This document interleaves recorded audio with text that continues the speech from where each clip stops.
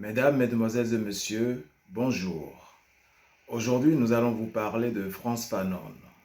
Frantz Fanon est né le 20 juillet 1925 à Fort-de-France, en Martinique.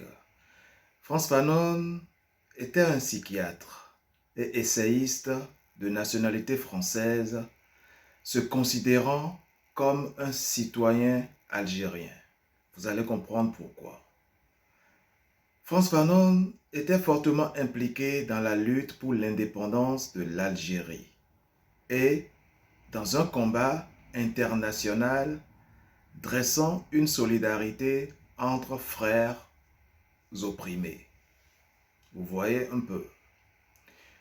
Il était l'un des fondateurs du courant de pensée tiers-mondiste et une figure majeure de l'anticolonialisme.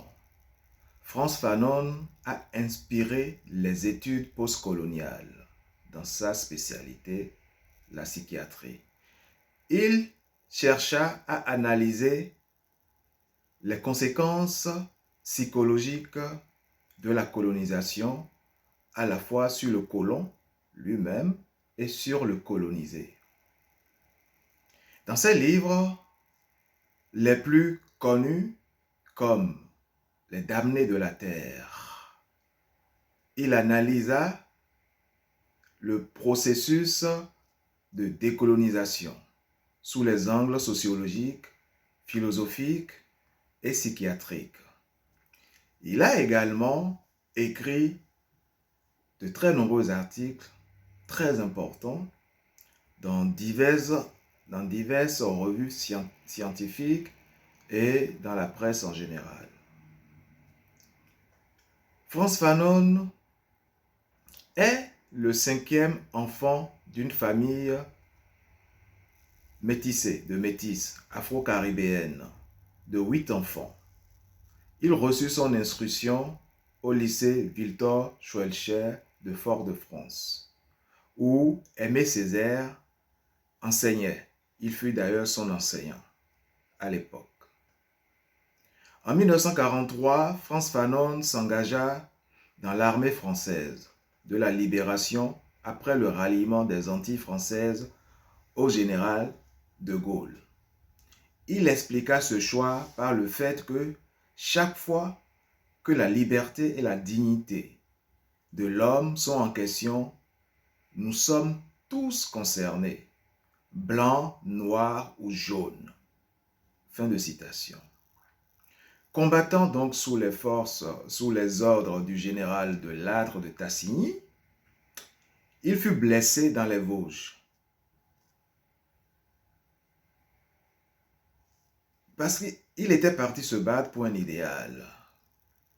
Mais à la fin, il sera sur le terrain, sur le théâtre, il sera confronté à la discrimination ethnique ou à des nationalismes au petit pied.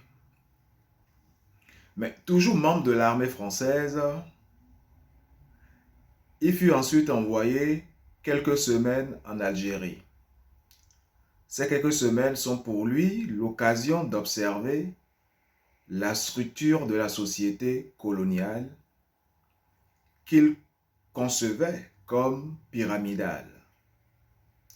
Colons riches, petits blancs, juifs, indigènes évolués et la masse du peuple, c'est les indigènes sans statut et intrinsèquement raciste. Une société coloniale hiérarchisée, pyramidale et raciste. De retour en Martinique,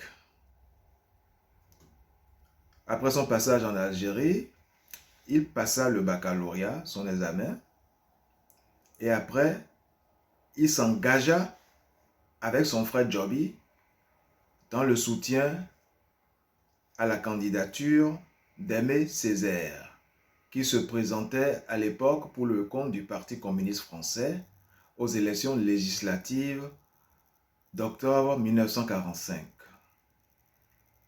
Il reçut, Aimé Césaire, le soutien de Frantz Fanon et son frère Joby. Ayant reçu en une citation par le général Salan, il obtint une bourse d'enseignement supérieur au titre d'ancien combattant, ce qui lui permit de faire des études de médecine en France métropolitaine, tout en suivant des leçons de philosophie et de psychologie à l'université de Lyon. Frantz Fanon soutint sa thèse en psychiatrie à Lyon en 1951. Il fera ensuite son apprentissage à l'hôpital de Saint-Alban, à Saint-Alban-sur-Limagnole, en Lozère. Pendant 15 mois, cet apprentissage dura 15 mois. C'est là qu'il rencontra le psychiatre français François Thocquel au printemps 1952. Il dira « Cette formation est déterminante tant sur le plan de la psychiatrie que sur celui de futurs engagements politiques. » Car aux côtés de Thocquel, il interrogea l'aliénation dans tous ses registres, haut lieu de rencontre entre physiologique et historique. Ces études en psychiatrie lui sont très utiles car elles lui permettront de soutenir ses idées et les causes de celles-ci. Grâce à ces études et ces rencontres, Frantz Fanon commença progressivement à construire la défense de ses futures idées et thèses. Fanon expliquera certains problèmes psychologiques des minorités et des colonisés par l'étude de cas des victimes du colonialisme. Fanon, Frantz et son équipe insistèrent sur la nécessité d'analyser les traumatismes coloniaux passés pour expliquer l'état psychologique, émotionnel et physique des générations à ce jour, à leur époque. Il est décédé depuis, comme vous savez sans doute. Donc, ils examinèrent l'histoire des opprimés et étudièrent les aspects psychologiques pour pouvoir démontrer les liens qui y sont associés aux générations d'aujourd'hui, de leur époque. Fanon affirmait que plusieurs troubles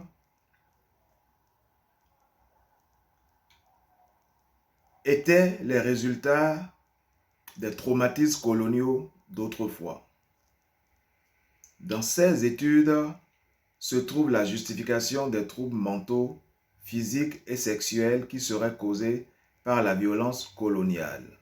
Ce sont des études très détaillées qui tiennent à défendre le fait qu'étudier l'état psychologique, émotionnel et sexuel des opprimés d'autrefois prouverait les traces qui ont été gardées sur les livres d'aujourd'hui. Fin de citation. À partir de son expérience de noir minoritaire au sein de la société française et de ses observations en Algérie, il rédigea son œuvre majeure, Peau noire, masque blanc, qui est une dénonciation du racisme et de la colonisation linguistique, dont il est lui-même une des victimes en Martinique, son pays natal, son île. Ce livre était mal perçu à sa publication en 1952. Frantz Fanon évoquera à de multiples reprises le racisme dont il se sentait victime dans les milieux intellectuels parisiens, affirmant ainsi que, je le cite, le Sud-Américain est pour le nègre un doux pays, à côté des cafés de Saint-Germain, boulevard Saint-Germain à Paris. C'est-à-dire que l'Amérique du Sud est pour le noir, le nègre, un doux pays à côté des cafés du boulevard Saint-Germain dans le 6e arrondissement de Paris.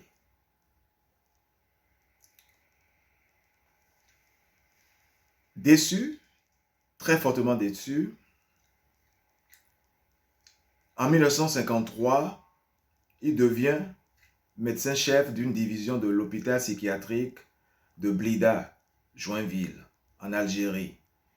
Et il introduit des méthodes modernes de sociothérapie ou psychothérapie institutionnelle qu'il adapta à la culture des patients musulmans algériens. Ce travail sera explicité dans la thèse de son élève, d'un de ses élèves, le futur psychiatre et psychanalyste Jacques Azoulay. Il entreprit ensuite, avec ses internes, une exploration des mythes et rites traditionnels.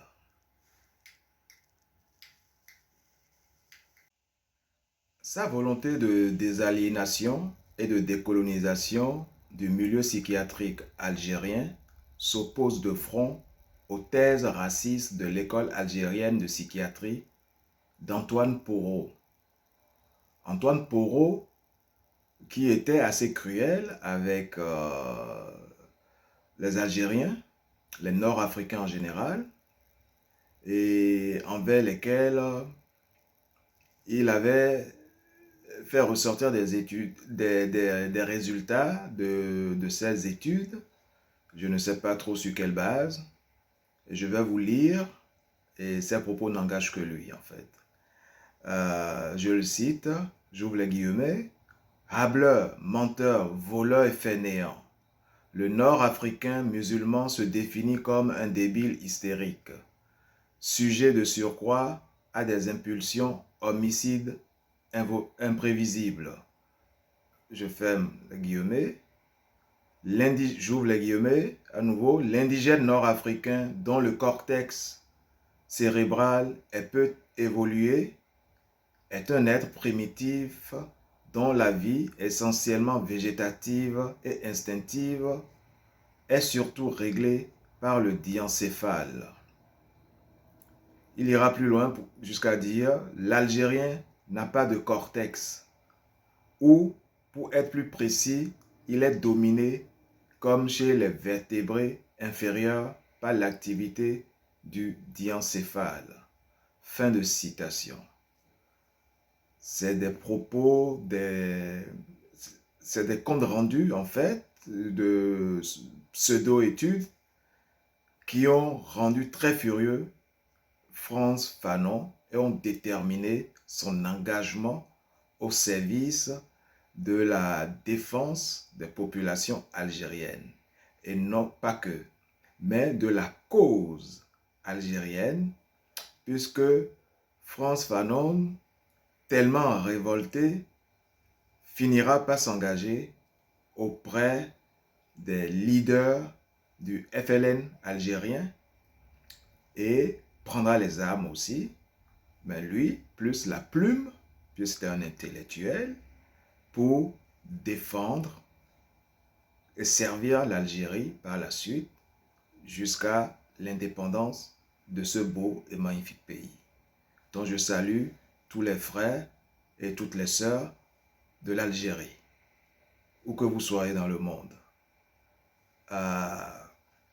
Ces propos de Antoine Porot, je ne sais pas si c'est des études qu'il a fait, mais c'est rien. Il avait illustré que sa mauvaise foi et son mauvais caractère et sa mauvaise éducation. Moi, je vous aime. Big love à tous les Algériens et toutes les Algériennes. On est ensemble. Pour Fanon, c'est bien plutôt la colonisation qui entraîne une dépersonnalisation qui fait de l'homme colonisé un être infantilisé, opprimé, rejeté, déshumanisé, acculturé, aliéné, propre à être pris en charge par l'autorité colonisatrice. Voilà, tout est dit. On continue avec Frantz Fanon, un vrai humaniste, car il dira, la première chose que l'indigène apprend, c'est à rester à sa place, à ne pas dépasser les limites. C'est pourquoi les rêves de l'indigène sont des rêves musculaires, des rêves d'action, des rêves agressifs. Je rêve que je saute, que je nage, que je cours, que je grimpe. Je rêve que j'éclate de rire, que je franchis le fleuve d'une enjambée, que je suis poursuivi par une meute de voitures qui ne me rattrape jamais. Pendant la colonisation, le colonisé n'arrête pas de se libérer entre 9 heures du soir et 6 heures du matin. Cette agressivité sédimentée dans ses muscles, le colonisé va d'abord la manifester contre les siens. C'est la période où les nègres se bouffent entre eux et où les policiers, les juges d'instruction ne savent plus où donner de la tête devant l'étonnante criminalité nord-africaine. Mais en fait, ces propos odieux s'adressaient à tous les indigènes, en fait, qu'ils soient nord-africains ou subsahariens, qu'ils soient de la communauté nord-africaine ou subsaharienne. C'est comme ça qu'une certaine frange de l'administration coloniale jugeait ou voyait les indigènes. Et cela était très révoltant et révoltait Frantz Fanon. Mais pas que. Il y avait aussi des blancs que cela révoltait, les intellectuels blancs, comme Jean-Paul Sartre, par exemple, et autres, qui ne supportaient pas du tout cela. Et voilà. Et d'autres s'étaient engagés ou avaient pris leur plume pour défendre l'Algérie, surtout, et soutenir les mouvements de décolonisation un peu partout sur le continent africain, dans sa partie subsaharienne. Voilà. Donc, Frantz Fanon s'engagera finalement aux côtés du Front de Libération Nationale, le FLN algérien. Dès le début de la guerre d'Algérie en 1954, il s'engagea auprès de la résistance nationaliste et noua des contacts avec certains hauts officiers de l'armée de libéralisation nationale ainsi qu'avec la direction politique du FLN dirigée à l'époque par Aban Ramdan et Ben Youssef Ben Keda en particulier. Il remit au gouverneur Robert Lacoste sa démission de son poste de médecin-chef de l'hôpital de Blida, Joinville, en Algérie, en novembre 1956, puis est expulsé par réaction par l'administration coloniale française, est expulsé de l'Algérie en janvier 1957. Il décida donc de rompre avec sa nationalité française et se définit désormais comme algérien. Le Martiniquais algérien, ou le plus algérien des Martiniquais, mais le plus algérien des Noirs, des Afros. Parce que c'était, Frantz Fanon, c'était un peu comme Che Guevara. Il y a des similitudes dans leur parcours, mais c'est des révolutionnaires. Et je vous lirai tout à l'heure quelques passages de son œuvre, vous comprendrez. Frantz Fanon considère par ailleurs que l'indépendance nationale n'a de sens qu'en intégrant les questions sociales qui déterminent ce qu'il nomme le degré de réalité. Parce qu'il était pour le panafricanisme et soutenait les luttes d'accession à l'indépendance, à la souveraineté nationale. Mais il voyait d'un regard critique comment les nouveaux chefs d'État ou les nouveaux chefs des nouveaux États se sont embourgeoisés en si peu de temps. Et cela le dégoûtait. Donc, il ne partageait pas du tout leur avis. Il disait que le degré de réalité de cette indépendance n'était que l'accès au pain, à la terre, au pouvoir pour les classes populaires, et non l'opulence pour les dirigeants. Cette approche le conduit à associer l'indépendance au socialisme. Je parlais du Che Guevara tout à l'heure, qu'il définit comme un régime tout entier tourné vers l'ensemble du pays, basé sur le principe que l'homme est le bien le plus précieux. Il milite également en faveur du panafricanisme, mais le vrai, pour les États-Unis d'Afrique, en fait. Parce qu'il ne voyait pas du tout d'un très bon œil tous ces micro-États qui dépendaient ou qui étaient tenus en laisse par l'ancien colon.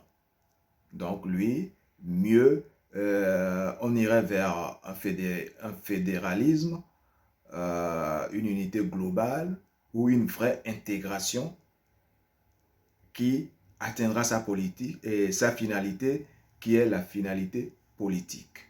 L'intégration totale, parce que il voyait que instrumentalisation de l'ancien colon. Donc, Frantz Fanon, c'était quelqu'un qui a marqué son époque. Car, comme je vous disais, il rêvait de convertir l'Afrique subsaharienne à la violence révolutionnaire. Donc, il était très critique envers les leaders, les nouveaux chefs d'État, des nouveaux États. Les leaders qui ne pensaient qu'à eux. Donc, Frantz Fanon était en porte-à-faux avec. D'où il accepta en 1958 à Accra l'idée de constituer une légion africaine chargée d'aller combattre avec les Algériens. Mais cette idée n'a pas prospéré, n'a pas reçu l'assentiment, l'agrément des autres chefs d'État. Et voilà. Donc, Frantz Fanon, pour l'histoire, fut le premier ambassadeur de l'Algérie près la République du Ghana. Voilà. Maintenant, nous allons parler de son œuvre « Les damnés de la terre », paru en octobre 1961, qui est un livre qui aborde la question du colonialisme dans le contexte de l'accession à l'indépendance de plusieurs pays d'Afrique et de l'embourbement de la France en Algérie. Les damnés de la terre. Cet ouvrage fut préfacé par le philosophe français Jean-Paul Sartre, comme je le disais tout à l'heure, qui était vraiment lui aussi très révolté et qui soutenait, qui critiquait le pouvoir central colonial français et qui soutenait les opprimés, notamment ceux qui voulaient accéder à l'indépendance. Donc, lorsque Frantz Fanon écrit l'ouvrage « Les damnés de la terre », il se savait déjà condamné par la leucémie, une leucémie qui finira par l'emporter. Dans Les damnés de la terre, Frantz Fanon souhaite offrir davantage qu'un testament politique. Je vous ai dit qu'il était médecin de formation, spécialisé en psychiatrie.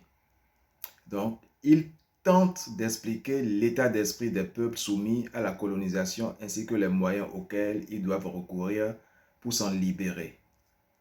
Même si le concept d'homme neuf n'apparaît qu'à quelques occasions dans le texte, il est considéré comme étant au cœur de l'ouvrage paru aux éditions Maspero. Il y fait référence à la psychologie des colonisés qui, dans leur situation, n'ont rien à perdre à recourir à la lutte armée si le message de Frantz Fanon suscite de fortes réactions lors de sa publication en 1961. C'est surtout en raison du contexte dans lequel il apparaît, soit en période de décolonisation en Afrique. D'une part, la France est alors en pleine guerre d'Algérie. L'ouvrage soulève donc des inquiétudes de la part des autorités françaises qui le considèrent comme une atteinte à la sécurité intérieure de l'État. L'ouvrage sera interdit en France durant de nombreuses années. D'autre part, il faut savoir que la préface de l'édition originale a été signée par Jean-Paul Sartre, comme je le disais tantôt. Et dans son propos, Jean-Paul Sartre utilise des mots très durs et va encore plus loin que Frantz Fanon dans ses critiques du système en place. Notamment, il ira encore plus loin en justifiant les attentats contre les civils français et algériens, puisque ça frappait à l'aveuglette. Même si cette préface favorise la reconnaissance internationale des damnés de la terre, elle a aussi contribué, selon l'écrivain Raphaël Confiant, un autre dinosaure de la littérature francophone, antillaise, créole, que nous étudierons dans une prochaine édition. Selon Raphaël Confiant, Frantz Fanon a fait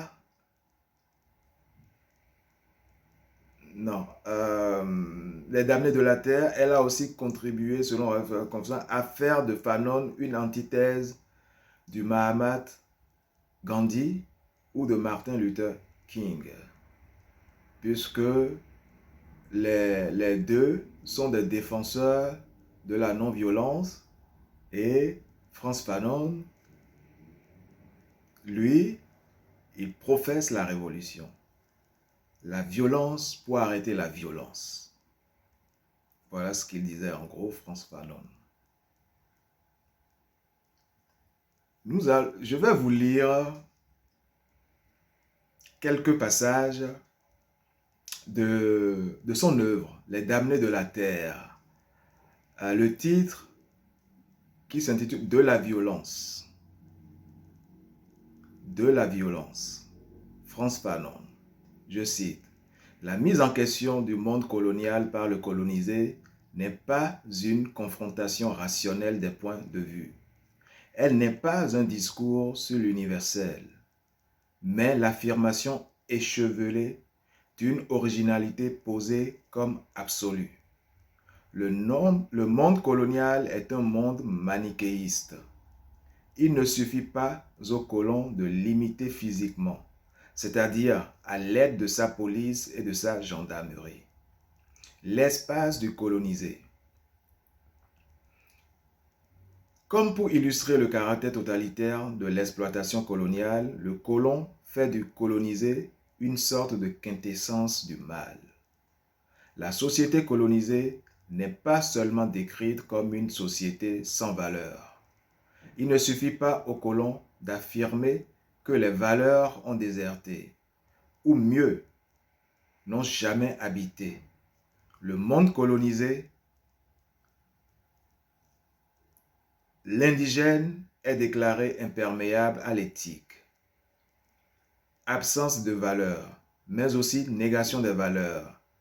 Il est, osons l'avouer, l'ennemi des valeurs.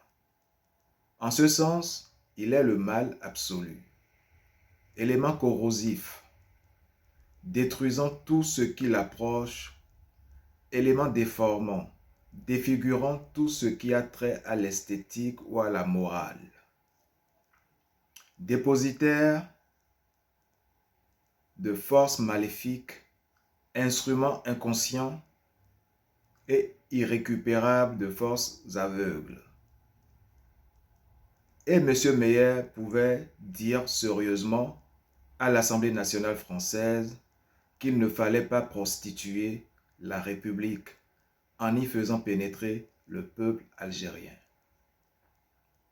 Les valeurs, en effet, sont irréversiblement empoisonnées et infectées dès lors qu'on les met en contact avec le peuple colonisé. Les coutumes du colonisé, ses traditions, ses mythes, surtout ces mythes, sont la marque même de cette indigence, de cette dépravation constitutionnelle.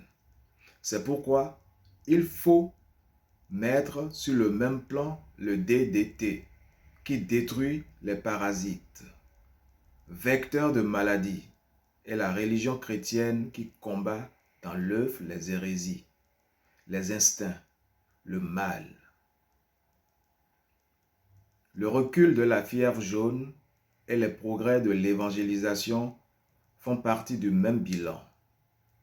Mais les communiqués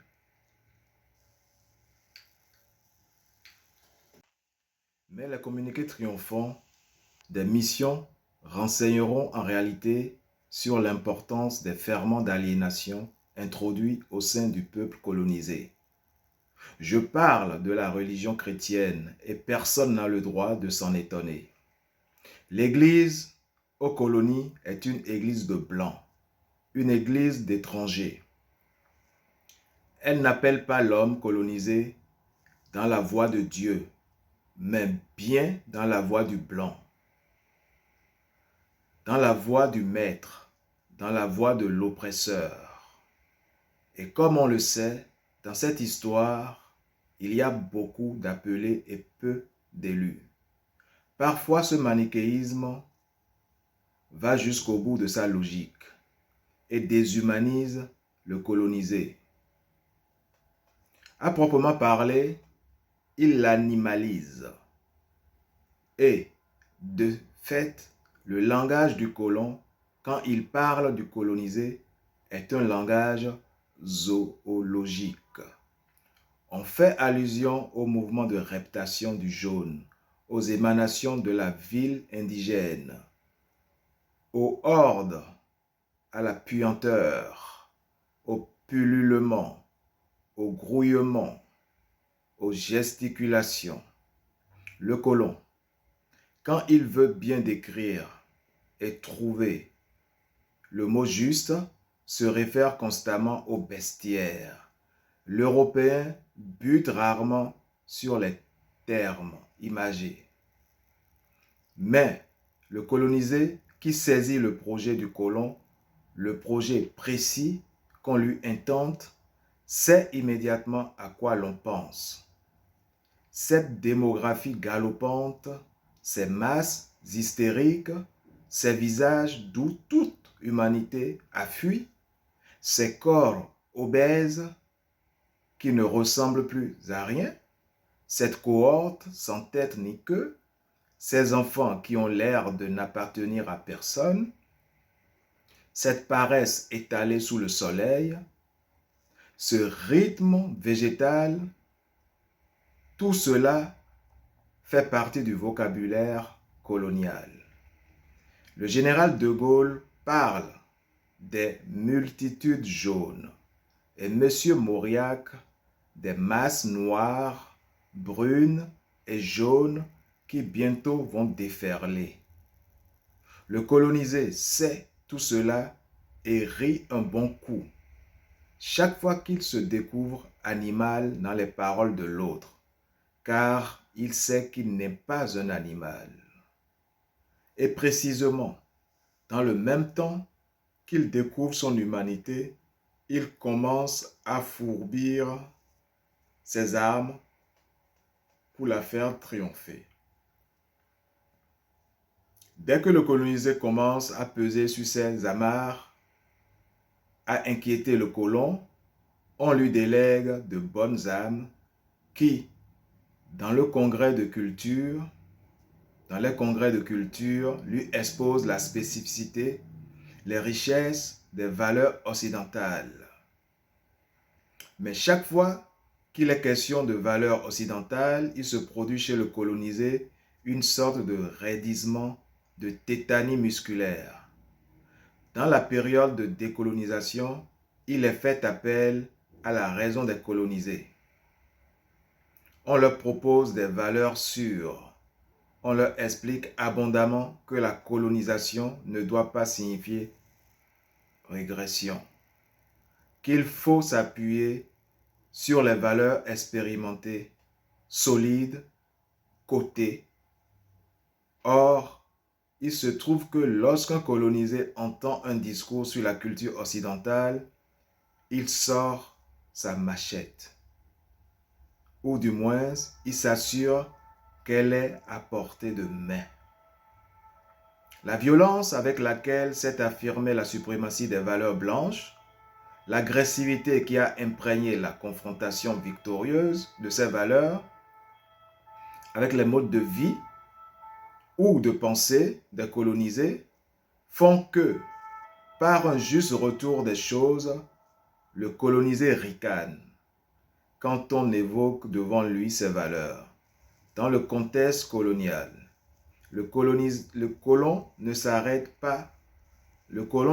dans son travail d'éreintement du colonisé que lorsque ce dernier a reconnu à haute et intelligible voix la suprématie des valeurs blanches. Dans la période de décolonisation, la masse colonisée se moque de ces mêmes valeurs, les insulte, les vomit à pleine gorge. Ce phénomène est d'ordinaire masqué parce que pendant la période de décolonisation, certains intellectuels colonisés ont établi un dialogue avec la bourgeoisie du pays colonialiste. Pendant cette période, la population autochtone est perçue comme masse indistincte. Les quelques individualités indigènes que ces bourgeois colonialistes ont eu l'occasion de connaître ça et là ne pèsent pas suffisamment sur cette perception immédiate pour donner naissance à des nuances. Par contre, pendant la période de libération, la bourgeoisie colonialiste cherche avec fièvre le fameux dialogue sur les valeurs. La bourgeoisie colonialiste, quand elle enregistre l'impossibilité pour elle de maintenir sa domination sur les pays occidentaux, les pays coloniaux plutôt, décide de mener un combat d'arrière-garde sur le terrain de la culture, des valeurs, des techniques, etc. Or, ce qu'il ne faut jamais perdre de vue, c'est que l'immense majorité des peuples colonisés est imperméable à ces problèmes. Pour le peuple colonisé, la valeur la plus essentielle, parce que la plus concrète, c'est d'abord la terre. La terre qui doit assurer le pain et bien sûr la dignité. Mais cette dignité n'a rien à voir avec la dignité de la personne humaine. Cette personne humaine idéale, il n'en a jamais entendu parler. Ce que le colonisé a vu sur son sol, c'est qu'on pouvait impunément l'arrêter, le frapper, l'affamer, et aucun professeur de morale, jamais,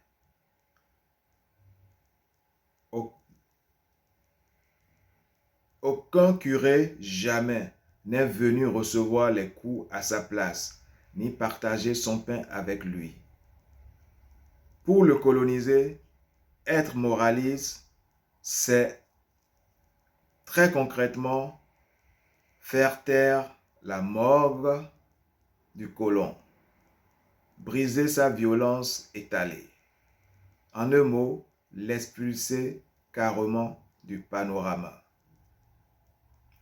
Le colonisé Donc, découvre que sa vie, sa respiration, les battements de son cœur sont les mêmes que ceux du colon. Il découvre qu'une peau de colon ne vaut pas plus qu'une peau d'indigène. C'est dire que cette découverte introduit une secousse essentielle dans le monde. Toute l'assurance nouvelle et révolutionnaire du colonisé en découle. Si en effet ma vie a le même poids que celle du colon, son regard ne me foudroie plus, ne m'immobilise plus, sa voix ne me pétrifie plus. Je ne me trouble plus en sa présence. Pratiquement, je l'emmerde. Non seulement sa présence ne me gêne plus, mais déjà je suis en train de lui préparer de telles embuscades qu'il n'aura bientôt d'autre issue que la fuite. Fin de lecture. Féroce Frantz Fanon, très féroce. Frantz Fanon, qui se savait atteint d'une leucémie au moment où il écrivait Les Damnés de la Terre, a finalement été emporté par sa maladie, sa leucémie. Il a vainement tenté de se faire soigner à Moscou, en Union soviétique, en Russie. Puis en octobre 1991, à Bethesda, près de Washington, aux États-Unis, où il rendit l'âme le 6 décembre 1961, à l'âge de 36 ans. Parti très tôt, dans la fleur de l'âge, comme on dit. Quelques mois avant l'indépendance algérienne, qu'il n'a pas vue. Son certificat de décès portait le nom d'Ibrahim Omar Fanon. Son nom algérien, Ibrahim Omar Fanon. Dans une lettre laissée à ses amis, il demandera à être inhumé en Algérie. Son corps fut alors transféré à Tunis et fut transporté par une délégation du GPRA, le gouvernement provisoire algérien, à la frontière. Son corps sera inhumé par Chadli Ben Jedid, qui deviendra le premier président de l'Algérie indépendante. Frantz Fanon a donc été inhumé dans le cimetière de Sifana, près de Sidi Traag. Sa dépouille sera encore transférée en 1965 et inhumée au cimetière des Chouhada, cimetière des martyrs de la guerre, près de la frontière algéro-tunisienne, dans la commune d'Aïn el-Kerma, Wilaya del Tarf, que mes amis algériens et arabes excusent ma prononciation. Frantz Fanon laissera derrière lui une épouse, son épouse Marie-Josée Dublé, dite Josie, qui malheureusement aussi est décédée le 13 juillet 1989 et qui a été inhumée aussi au cimetière d'El Keita au centre d'Algérie. Et il a deux enfants, il a laissé deux enfants.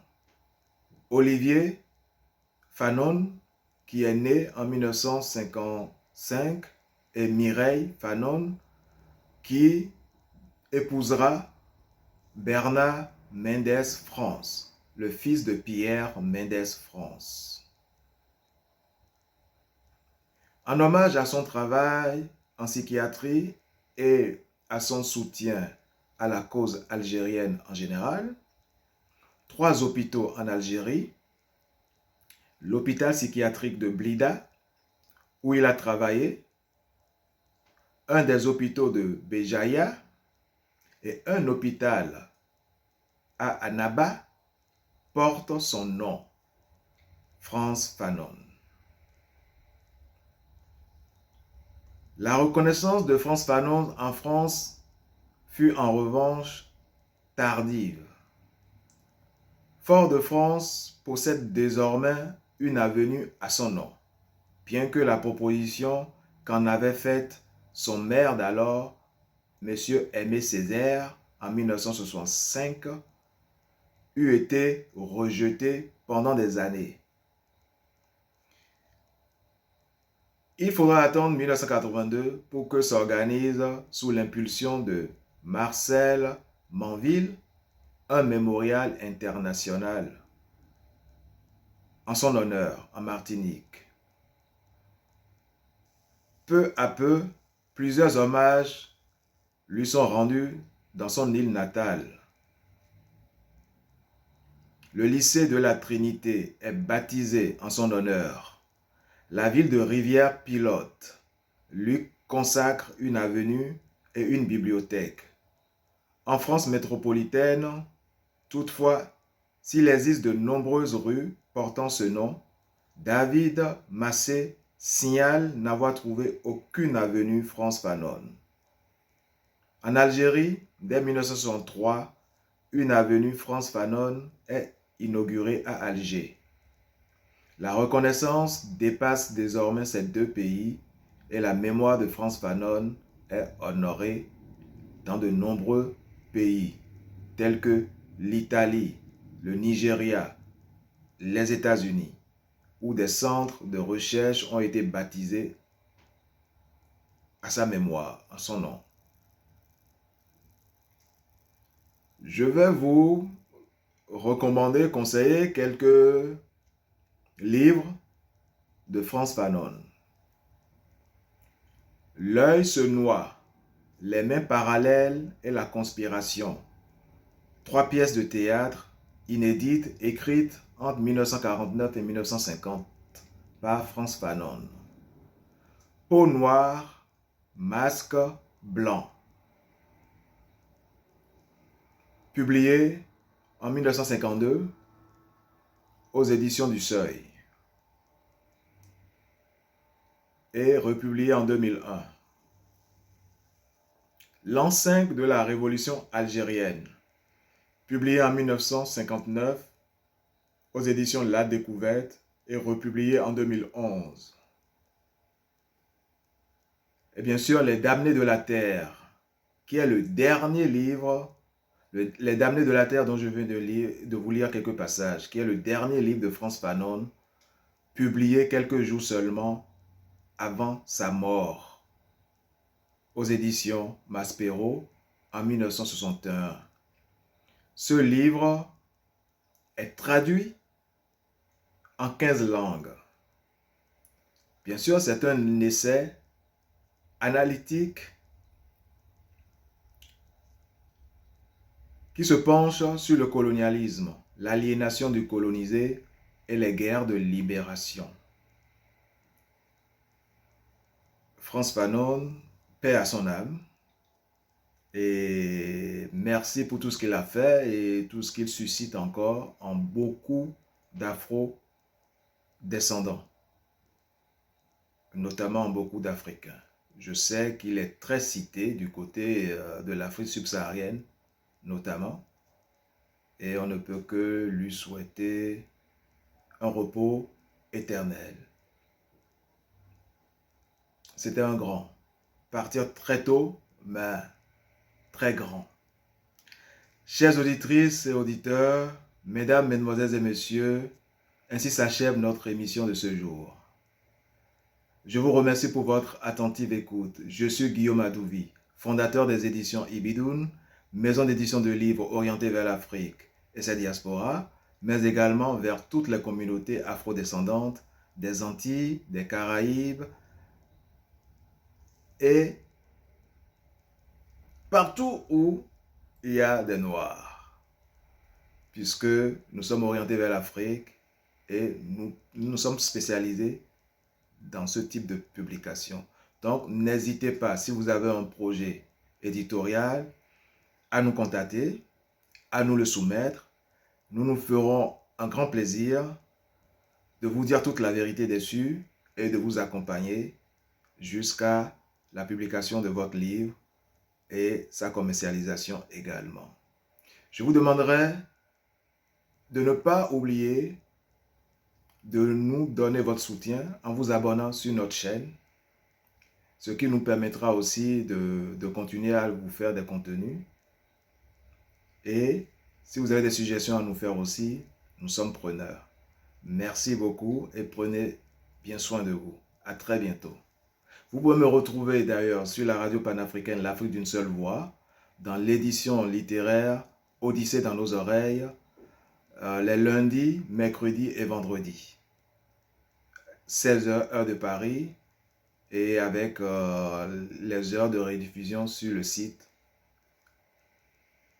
de la chaîne L'Afrique d'une seule voix.